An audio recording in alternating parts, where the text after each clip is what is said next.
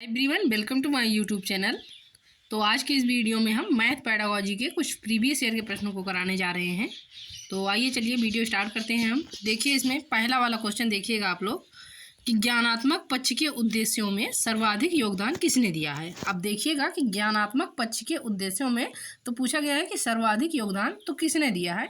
तो पहला वाला ऑप्शन देखिएगा कि क्रेथवाल, यानी ज्ञानात्मक पक्ष के उद्देश्यों में तो सर्वाधिक योगदान देने वाले हैं क्रेथवाल, या फिर स्किनर ने दिया है, या देखिएगा कि सिम्पसन ने, या ब्लूम ने। तो देखिए कि ज्ञानात्मक पक्ष के उद्देश्यों में तो सर्वाधिक योगदान दिया है ब्लूम ने। तो राइट आंसर इसका हो जाएगा ऑप्शन नंबर डी। अब आइए नेक्स्ट वाला क्वेश्चन देखिएगा। क्वेश्चन नंबर 2 है कि गणित शिक्षण के प्रेरणात्मक सिद्धांत के सूत्र हैं। अब गणित शिक्षण के प्रेरणात्मक सिद्धांत के सूत्र पूछा गया है कि क्या है। तो पहला वाला देखिएगा कि सक्रियता, या सजीवता, या उपर्युक्त दोनों, या इनमें से कोई नहीं। तो गणित शिक्षण के प्रेरणात्मक सिद्धांत के सूत्र पूछा गया है कि गणित शिक्षण के प्रेरणात्मक सिद्धांत के तो सूत्र कौन से हैं। तो इसका राइट आंसर हो जाएगा ऑप्शन नंबर बी, सजीवता। अब चलिए अगला वाला क्वेश्चन देखिएगा। क्वेश्चन नंबर 3 देखिएगा कि गणित में दृश्य श्रव्य सामग्री का प्रयोग किया जाता है। अब गणित में दृश्य श्रव्य सामग्री का प्रयोग तो किस लिए किया जाता है। तो आइए देखिए पहला वाला ऑप्शन है कि बालकों को लुभाने के लिए, यानी गणित में जो है दृश्य और श्रव्य सामग्री का तो इसका उपयोग बालकों को लुभाने के लिए किया जाता है। या बी वाला देखिएगा कि बालकों को विषय से परे ले जाने के लिए किया जाता है। या सी है कि बालकों की रुचि जागृत करने के लिए किया जाता है। या डी है कि बालकों के मनोरंजन के लिए किया जाता है। तो देखिए कि गणित में दृश्य और श्रव्य सामग्री का उपयोग इसलिए किया जाता है कि जिससे बालकों की रुचि जागृत हो, यानी इसका राइट आंसर हो जाएगा ऑप्शन नंबर सी कि बालकों की रुचि जागृत करने के लिए किया जाता है। तो इसका सही उत्तर हो जाएगा ऑप्शन नंबर सी। अब चलिए अगला वाला क्वेश्चन देखिएगा। क्वेश्चन नंबर 4 है कि किसी खेत का क्षेत्रफल ज्ञात करने के लिए उपयोगी गणित शिक्षण विधि है। अब इसमें कहा गया है कि किसी खेत का क्षेत्रफल ज्ञात करने के लिए तो सबसे उपयोगी गणित शिक्षण विधि क्या है। तो पहला वाला ऑप्शन देखिएगा विश्लेषण विधि, यानी किसी खेत का क्षेत्रफल यानी एरिया ज्ञात करने के लिए तो सबसे उपयोगी गणित शिक्षण विधि होगी तो विश्लेषण विधि होगी। या बी है कि इकाई विधि होगी, तथा सी है कि क्रिया विधि होगी। या डी वाला देखिएगा कि संश्लेषण विधि होगी। तो देखिए कि किसी खेत का क्षेत्रफल ज्ञात करने के लिए तो उपयोगी गणित शिक्षण विधि जो होगी तो वो होगी क्रिया विधि, यानी इसका राइट आंसर हो जाएगा ऑप्शन नंबर सी।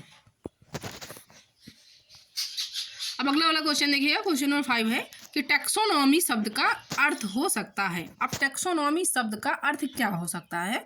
देखिए पहला वाला ऑप्शन है कि वर्गीकरण, यानी टैक्सोनॉमी शब्द का अर्थ ही हो सकता है वर्गीकरण, या संगत या तर्कयुक्त, या क्रमबद्ध चढ़ाव क्रम, या अगला है कि क्रमिक विस्तार प्रक्रिया।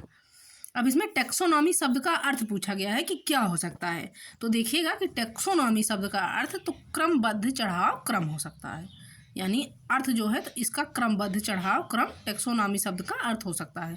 तो राइट आंसर इसका हो जाएगा ऑप्शन नंबर सी।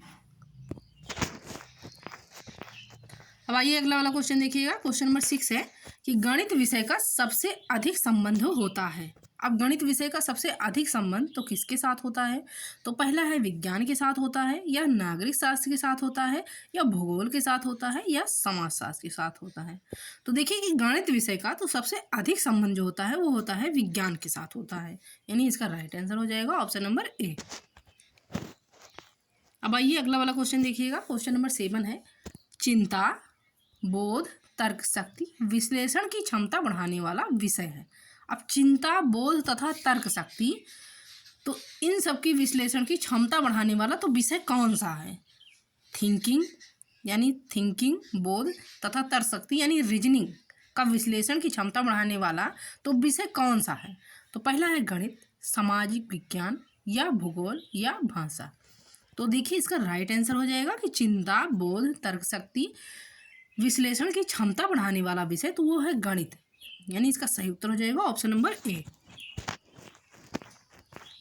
अब देखिए नेक्स्ट वाला क्वेश्चन देखिएगा। क्वेश्चन नंबर 8 है कि आप वृत्त की परिधि ज्ञात करने के लिए किस शिक्षण विधि का प्रयोग में लाएंगे। यानी आप वृत्त का जो है परिधि ज्ञात करेंगे तो उसमें जो है आप किस शिक्षण विधि को प्रयोग में लाएंगे। तो पहला वाला ऑप्शन देखिएगा विश्लेषण विधि, यानी वृत्त की परिधि ज्ञात करने के लिए तो विश्लेषण विधि का प्रयोग लाएंगे, या इकाई विधि का, या क्रिया विधि का, या निगमन विधि का। तो देखिए कि आप वृत्त की परिधि ज्ञात करने के लिए तो जो शिक्षण विधि सबसे उपयुक्त शिक्षण विधि होगी तो वो होगी निगमन विधि, यानी इसका राइट आंसर हो जाएगा ऑप्शन नंबर डी। अब देखिए अगला वाला क्वेश्चन देखिएगा, 9 नंबर क्वेश्चन है कि बालक में स्वाभाविकरण की क्रिया किस पक्ष से जुड़ी हो सकती है। अब बालक में देखिए कि स्वाभाविकरण की क्रिया जो है तो वो किस पक्ष से जुड़ी हो सकती है। तो पहला है कि ज्ञानात्मक क्रिया से, यानी बालक में स्वाभाविकरण की क्रिया तो ये ज्ञानात्मक क्रिया से जुड़ी हो सकती है, या बी है संवेगात्मक क्रिया से, सी है कि क्रियात्मक क्रिया से, या प्रत्यक्षीकरण से। तो देखिए कि बालक में स्वाभाविकरण की क्रिया तो ये जो है प्रत्यक्षीकरण पक्ष से जुड़ी हो सकती है, यानी इसका राइट आंसर हो जाएगा ऑप्शन नंबर डी। अब आइए अगला वाला क्वेश्चन देखिएगा, क्वेश्चन नंबर 10 है कि वह उद्देश्य जो शिक्षक गणित पढ़ाने के बाद कक्षा में ही प्राप्त कर लेता है उसे कहा जाता है। यानी वह कौन सा उद्देश्य है कि जो एक शिक्षक गणित पढ़ाने के बाद कक्षा में ही प्राप्त कर लेता है तो उसे कहा जाता है, उसे क्या कहा जाता है। तो पहला है कि सांस्कृतिक उद्देश्य, यानी वह उद्देश्य जो शिक्षक गणित पढ़ाने के बाद कक्षा में ही प्राप्त कर लेता है तो उसे सांस्कृतिक उद्देश्य कहा जाएगा, या शिक्षण उद्देश्य कहा जाएगा, या सामाजिक उद्देश्य कहा जाएगा, या उपर्युक्त सभी। तो देखिए कि वह उद्देश्य जो शिक्षक गणित पढ़ाने के बाद कक्षा में ही प्राप्त कर लेता है तो उसे हम कहेंगे शिक्षण उद्देश्य, यानी इसका राइट आंसर हो जाएगा ऑप्शन नंबर बी।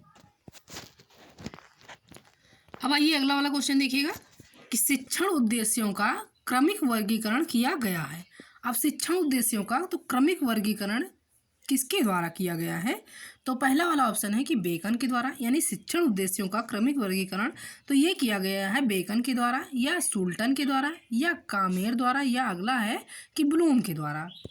तो देखिए कि शिक्षण उद्देश्यों का क्रमिक वर्गीकरण तो ये किया गया है ब्लूम के द्वारा, यानी इसका राइट आंसर हो जाएगा ऑप्शन नंबर डी। अब हम नेक्स्ट वाला क्वेश्चन देखेंगे, यानी क्वेश्चन नंबर 12 देखिएगा कि रेखा गणित का संबंध है। तो रेखा गणित का संबंध देखिएगा किसके साथ है। तो पहला है कि संख्याओं से, यानी रेखा गणित का संबंध जो है तो वो संख्याओं से है, या प्रसार व विस्तार से है, या देखिएगा सी वाला है कि अंकों से है, तथा डी है कि प्रतीक चिन्हों से है। तो देखिए कि रेखा गणित का संबंध जो है तो वो है प्रसार व विस्तार से, यानी इसका राइट आंसर हो जाएगा ऑप्शन नंबर बी। अब अगला वाला क्वेश्चन देखिएगा, क्वेश्चन नंबर 13 है कि साधारणतः एक फिल्म स्ट्रिप में कितने फ्रेम होते हैं। अब एक फिल्म स्ट्रिप में तो कितने फ्रेम पूछा गया है कि साधारणतः जो है तो एक फिल्म स्ट्रिप में तो कितने फ्रेम होते हैं। तो पहला है कि 10 से 20, यानी साधारणतः एक फिल्म स्ट्रिप में तो 10 से 20 फ्रेम होते हैं, या बी है कि 30 से 40 फ्रेम होते हैं, सी है कि 20 से 30 फ्रेम होते हैं, या डी वाला देखिएगा कि 20 से 40 फ्रेम होते हैं। तो देखिए कि साधारणतः एक फिल्म स्ट्रिप में तो कुल फ्रेमों की संख्या जो होती है तो वो होती है लगभग 20 से 30, यानी इसका राइट आंसर हो जाएगा ऑप्शन नंबर सी। अब नेक्स्ट वाला क्वेश्चन देखिएगा, क्वेश्चन नंबर 14 है कि वैज्ञानिक विधि पर आधारित उपयुक्त विधि है। अब वैज्ञानिक विधि पर आधारित तो सबसे उपयुक्त विधि कौन सी है।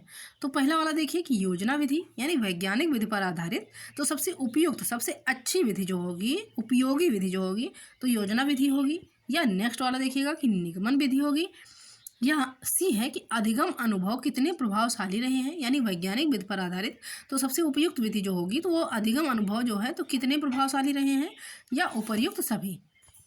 तो देखिए कि वैज्ञानिक विधि पर आधारित तो सबसे उपयुक्त विधि जो होगी तो वो उपर्युक्त सभी होगी, यानी योजना विधि भी होगी, उसके बाद निगमन विधि भी होगी, और अधिगम अनुभव कितने प्रभावशाली रहे हैं ये भी होगा। तो राइट आंसर इसका हो जाएगा ऑप्शन नंबर डी, यानी उपर्युक्त सभी ऑल ऑफ एबव। अब अगले वाला देखिएगा, यानी इस वीडियो का सबसे लास्ट वाला क्वेश्चन आप लोग देखिएगा कि ब्लूम टैक्सोनॉमी का अंग नहीं है। अब ब्लूम टैक्सोनॉमी का अंग नहीं है तो कौन सा अंग नहीं है देखिएगा।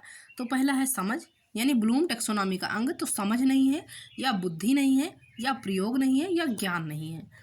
तो देखिए कि ब्लूम टैक्सोनॉमी का अंग नहीं है पूछा गया है, तो ब्लूम टैक्सोनॉमी का अंग नहीं है बुद्धि, यानी इसका राइट आंसर हो जाएगा ऑप्शन नंबर बी।